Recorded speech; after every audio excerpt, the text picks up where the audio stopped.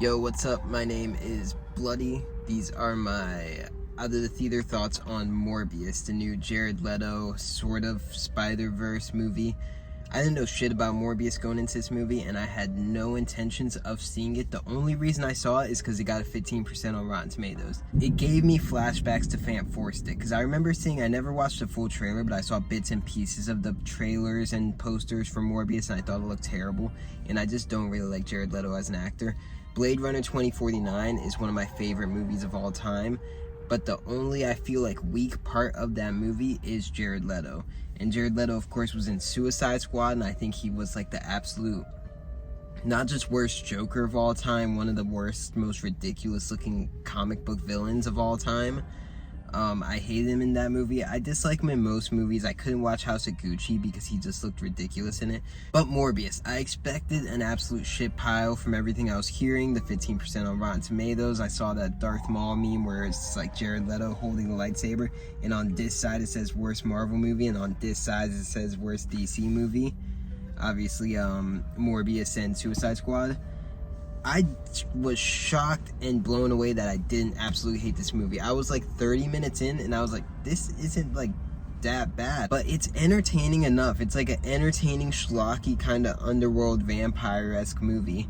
I don't like that it was so clearly PG-13. Like, they were so clearly like, we can't show blood, we can't show violence. It almost felt PG. I swear some PG-13.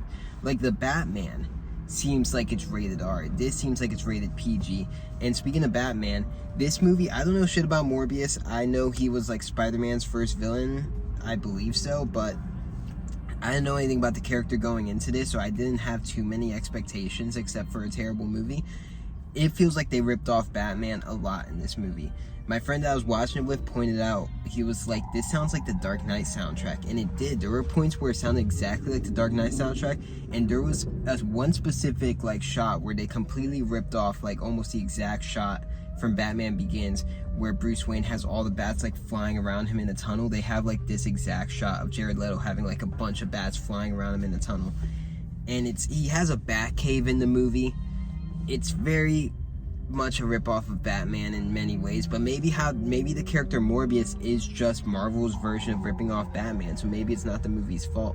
There's just such stupid stuff in this movie. Matt Smith is ridiculous. I don't think they ever explain how he's rich and how he's like a millionaire. Maybe they did. I kept blanking out in this movie. I got so lost in thought thinking about the coffee I was drinking, and I got lost in thought thinking about how the projector screen wasn't as black as like most projector screens I'd seen.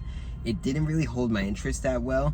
Like when Morbius's like main chick gets like, I guess, killed or whatever by Milo, I didn't even notice that happened. I totally missed a scene because I was thinking about something else, because the movie didn't hold my interest.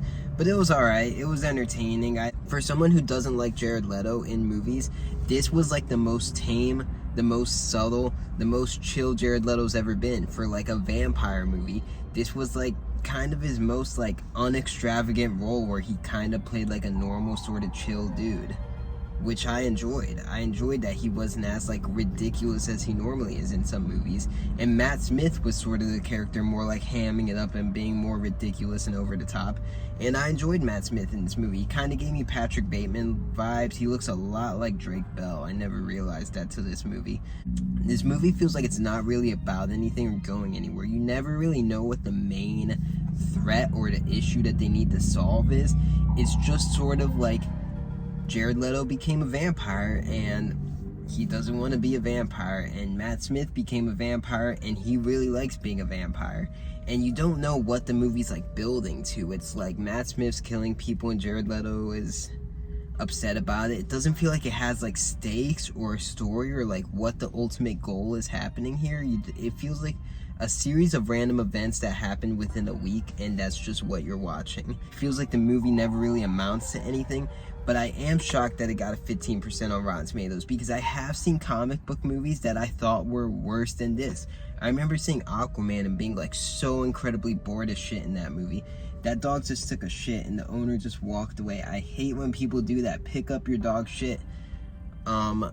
Yeah, Aquaman was so much worse than this. Suicide Squad was like a million times worse than this. And like, I'm sure there's probably movies in the MCU that are worse than this. This movie is $1.45.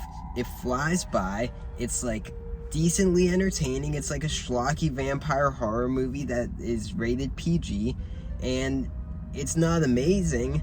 The editing, the writing, none of it's great, but none of it is like as terrible as some comic book movies that have gotten better reviews just because they're DC or Marvel. It's like Sony is just easier to shit on than it is for critics to shit on like an MCU movie or a DCEU movie, because that it feels kind of wrong to shit on those, you know, because they kind of control us all.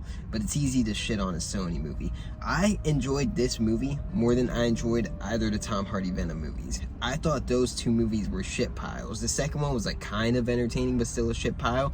This was like a light poop pile, but entertaining enough. So I can't say I liked Morbius. I can't say I disliked Morbius. It was sort of just a movie that I saw, and it was decently entertaining for the time. I'm probably never going to watch it again, and I just felt kind of mad about it, but I'm shocked at the reception of it. For someone who wasn't even going to watch it because I thought it looked so terrible, I ended up seeing it, and I think it's better than most the critics are saying. Like, can you believe this has a lower rating than, like, fucking 2016 Suicide Squad? That was basically like a music video for 2 hours made for like 6ix9ine fans and TikTok fans. And yeah, the post-credit scenes were like fucking ridiculous with Michael Keaton and Vulture. And Morbius is like a hero this whole movie, so why is he teaming up with the Vulture? It was stupid, but I don't care. I'm probably never gonna watch this movie again, and they'll probably not continue making the Morbius movies, so who really gives a shit? That's my spoiler thoughts on Morbius. It was a movie.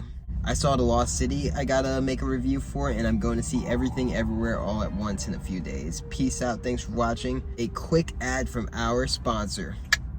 Peace. Etsy.com/Evil Broomstick is my own personal horror clothing shop where I sell hand-painted horror hats based on my favorite horror movies.